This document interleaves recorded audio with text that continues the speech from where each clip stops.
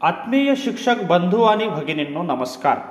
मी माझ्या शैक्षणिक यूट्यूब चॅनलमध्ये आपल्या सर्वांचं सहर्ष स्वागत करतो।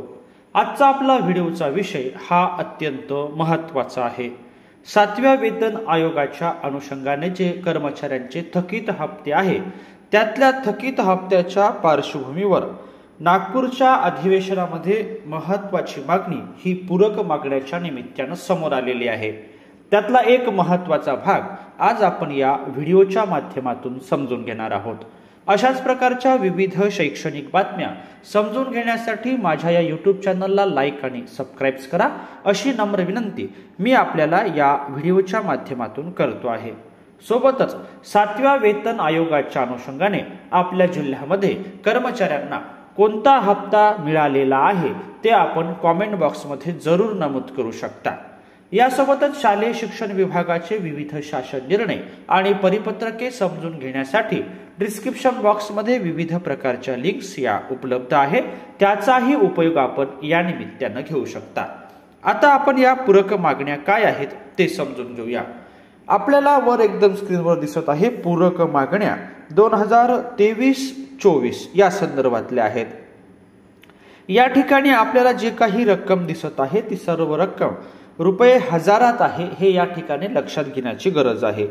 आता या ठिकाणी लक्षात घ्या 36 सहाय्यक अनुदाने वेतन यासाठी 2,53,36,84,000 इतकी रक्कम ही पूरक मागण्याच्या अनुषंगाने सहाय्यक अनुदानासाठी वेतन या लेखाशीर्षाच्या निमित्तानं दिसत आहे।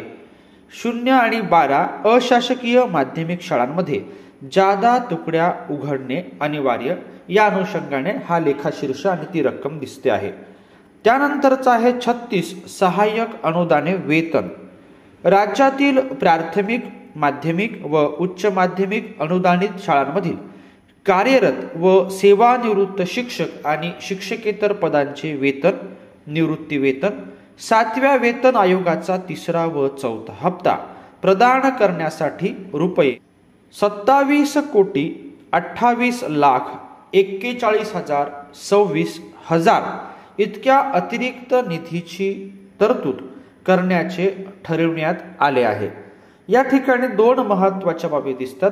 2,53,36,084 आणि 1,65,61,073 असे सर्व मिळून 27,28,41,26,026 हे सर्व आकडे आपल्याला हजार मध्ये लक्षात घ्यावे लागतील हे या ठिकाणी मी पुनश्च नमूद करतो आहे। असा सगळा महत्त्वाचा वेतन आणि त्या अनुषंगाने 7व्या वेतन आयोगाचा 3रा आणि 4था हप्ता या पार्श्वभूमीवर या ठिकाणी पूरक मागण्या या सगळ्या अनुषंगाने दिसत आहेत। अत्यंत महत्त्वाचा असा भाग आहे। अनेक कर्मचाऱ्यांना 2रा आणि 1ला हप्ता मिळालेला आहे। या अनुषंगाने आपल्या जिल्ह्यात नेमकी 7व्या वेतन आयोगाची स्थिती परिस्थिती काय आहे ते आपण कमेंट बॉक्समध्ये जरूर नमूद करू शकता। कार्यरत आणि सेवानिवृत्त शिक्षकांसाठी ही अत्यंत महत्त्वाची अशी बाब आहे। आपण हा व्हिडिओ ऐकल्याबद्दल आपल्या सर्वांचेच मनपूर्वक धन्यवाद।